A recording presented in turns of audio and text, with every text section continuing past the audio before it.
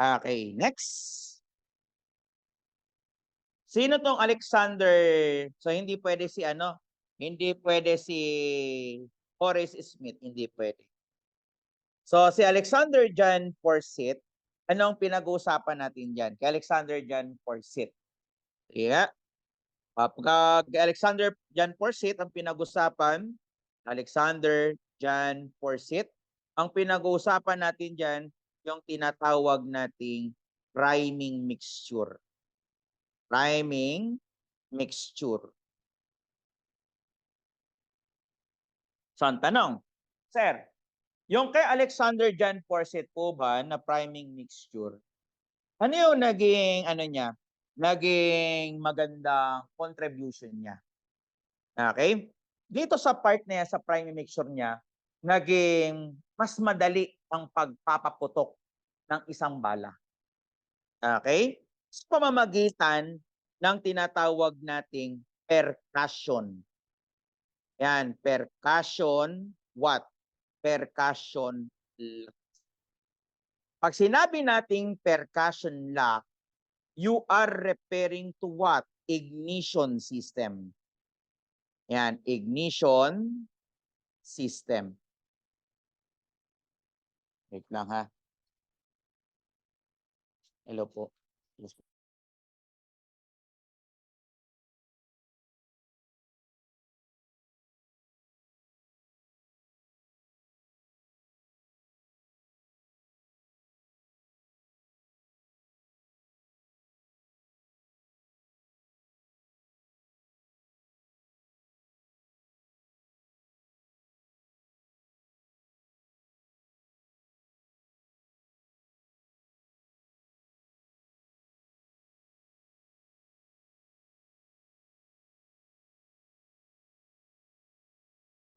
So kapag narinig nyo salitang lock, you are referring to what? Ignition system.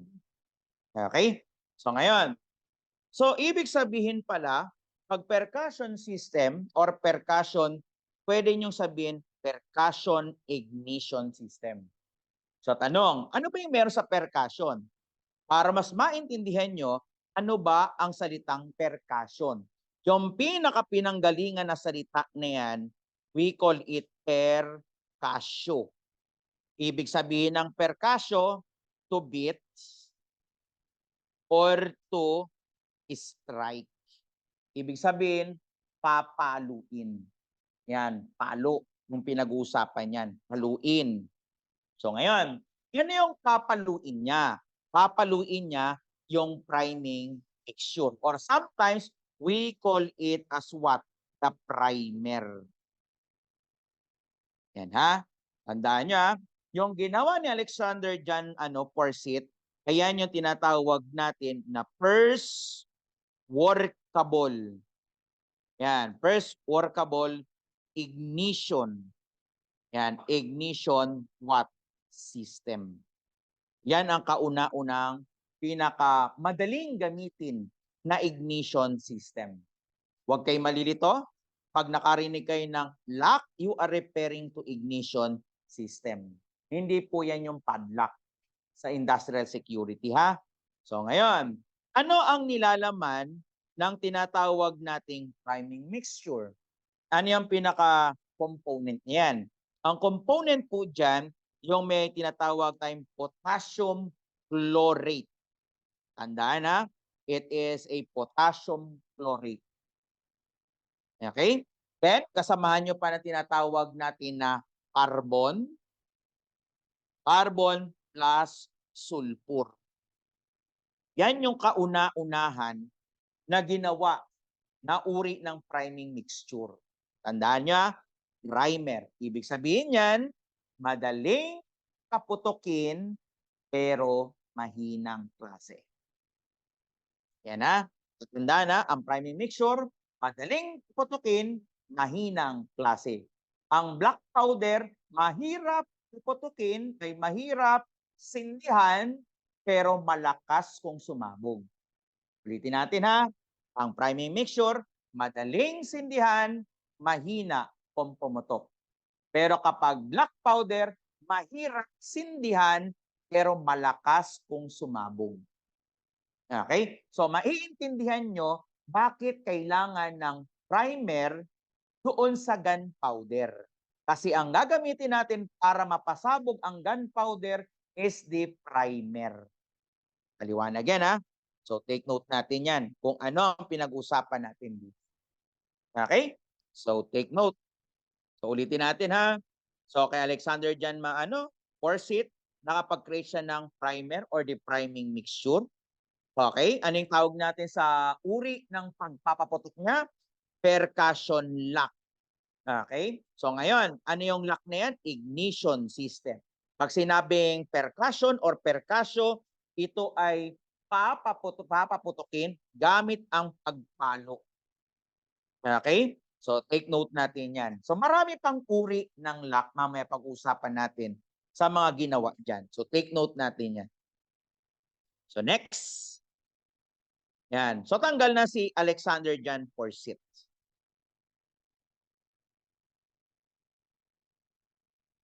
Sunod. How about si Colonel Calvin H. Goddard? Si Calvin H. Goddard, ang sabi diyan, the pioneer and considered the father of forensic ballistics. Ang tanong natin, sir, paano po siya naging father? Father na yan. Paano siya naging father? Sige nga, paano siya naging father? Naging father siya sa kadahilanan unang-una. Siya ang kauna-unahang nakapag-create ng isang uri na instrumento na talagang kapkikinabang. Nandiyan yung tinatawag nating bullet. Yan, bullet comparison microscope. Yan, bullet comparison microscope. So take note natin yan. So gamit ang bullet comparison microscope, siya ang nakapagtala ng kauna-unahan, yan, first examination. Yan, first examination of bullet. Yan, using the BCM. Okay, ang tanong natin, dahilan, bakit niya na-create ang bullet comparison microscope? Ang pinakadahilan talaga diyan, yung sa kanyang tatay. Yan, yung tatay niya po na barilyan sa bandang ulo. So ang gusto niya lang patunayan, niya malalaman kung anong firearm nang galing yung bala. So successfully, gamit ang bullet comparison microscope, nalaman niya na din. Okay? Kaya it is the breakthrough sa forensic science ang magkaroon ng bullet comparison microscope. Okay tayo? So take note yan sa bullet comparison microscope, ha? Okay, next. So tanggal na si Calvin H. Goddard. Kahit na father ka pa ng ng forensic ballistics, hindi ka ang tinuturing diyan. So we call it, sino yan? Si Berthold Schwartz. And sino yan? Si Berthold Schwartz. Okay. Ano yung other na pangalan ni Berthold Schwartz? Ano yung other na pangalan niya? Berthold Schwartz. Si Konstantin and Konstantin ang Kletzen. Yan, ha? So take note yan, ha? Konstantin ang Kletzen. Okay? Baka may nangihinang Eugene dyan, ha? Anong lalata si Eugene dyan, ha? Baka may natutulog na Eugene. May natutulog ba? Wala naman, no? Wala naman. Wala naman natutulog. Okay, so tuloy natin. Makinig. Number 3. It is the science of mobility. Science of mobility of projectile. Pinag-uusapan na. Ano yung mobility? Motion, galaw. Yan. Nang anong galaw? Nang bala or projectile. So, yan ang pinag-aaralan daw. Galaw lang ng bala, ng projectile. Hindi naman pwedeng applied science yan. Hindi pwedeng applied physics. Ano yan? Forensic ballistics or ballistics? ballistics yan. Yan ha. So take note natin yan. Take note. O, isa-isayin natin yung mga yung mga iba't ibang uri ng pag-aaral ng mga motion. O, tandaan ha. Pag-aaral ng mga motion. O, ano yung unang pag-aaral ng motion? Oh, patay. Ano yung unang pag-aaral ng motion? Direct. Direct daw. Yung unang pag-aaral ng motion. Nandyan ang interior or internal. Pag-aaral nga eh. Yan. Interior or internal ballistics. Okay. Paano nyo malalaman ang pinag-usapan natin ay internal or interior ballistics? Number 1, nagsisimula ang interior or internal kapag ang bullet ay nasa chamber na.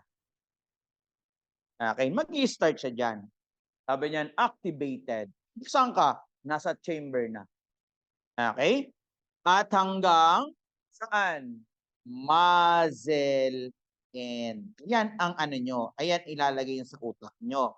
Sabi, ang turo sa amin, nasa chamber hanggang muzzle end. Lahat ng nangyari doon, interior. Sir, kasama po ba ang daliri? Hindi. Yan. Sir, yung trigger? Hindi. Yan. Sir, yung hammer? Hammer. Pwede. Firing pin?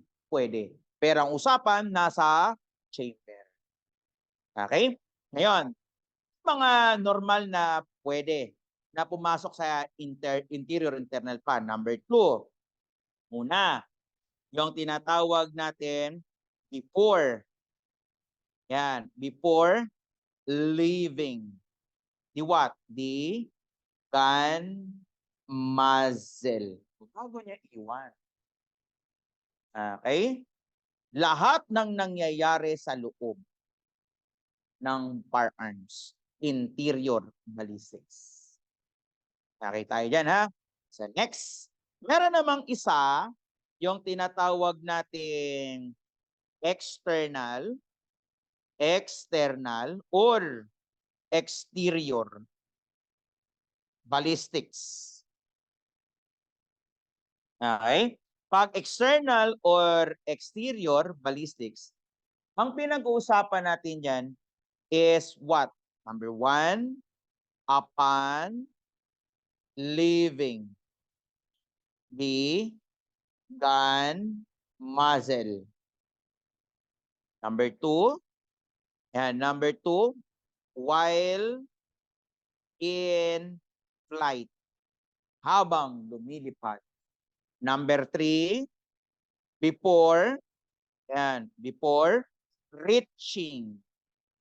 Yan, before reaching the what? Target. Tandaan niyo yung titlo na yan, ha?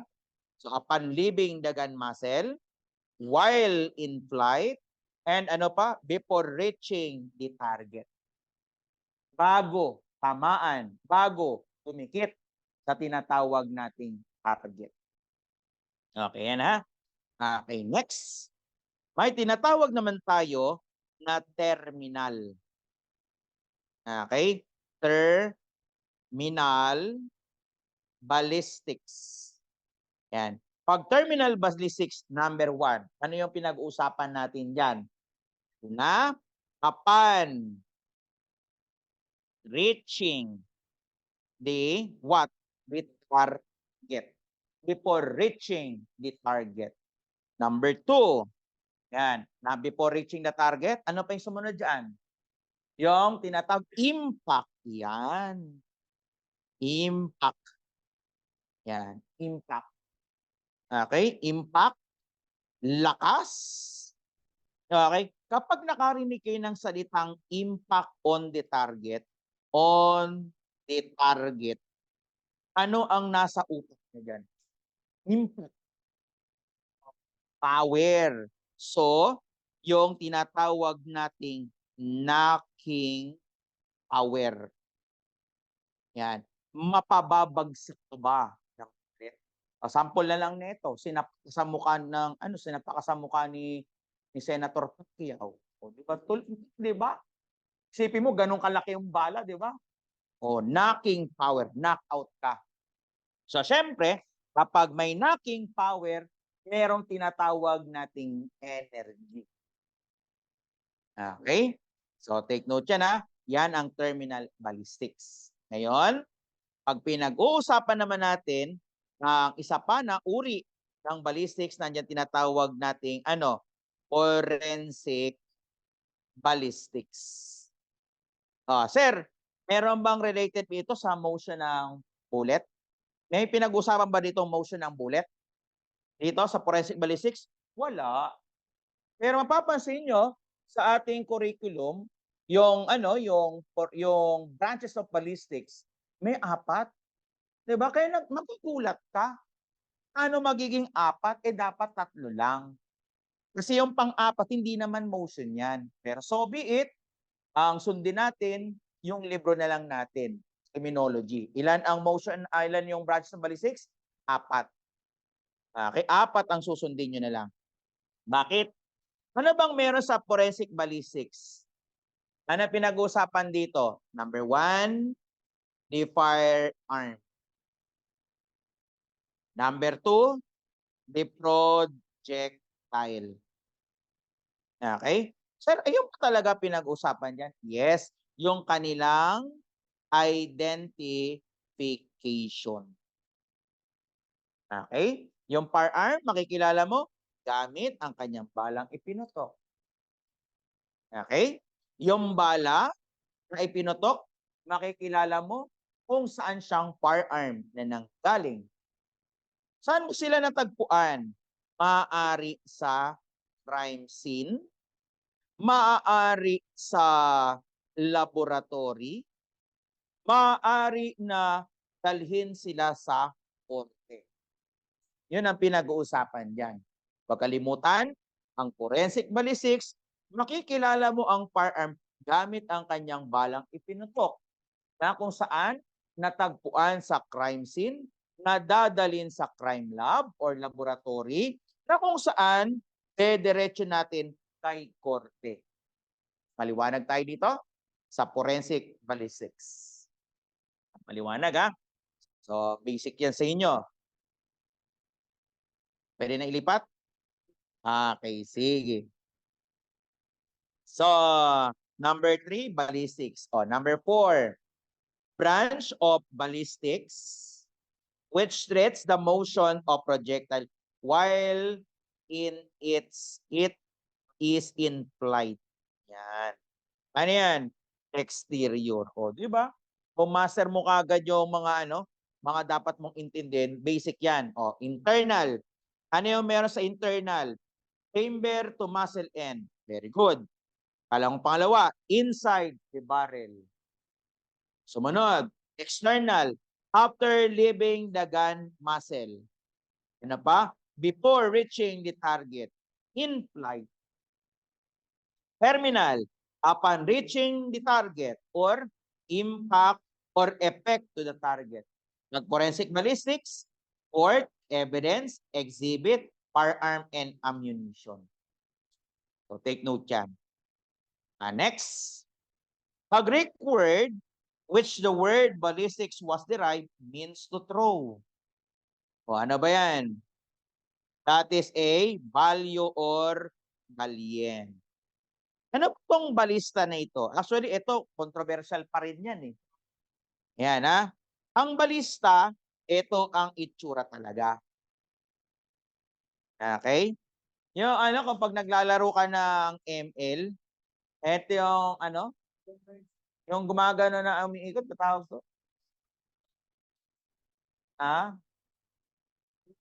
Anong crips? Putang ina, may crips na.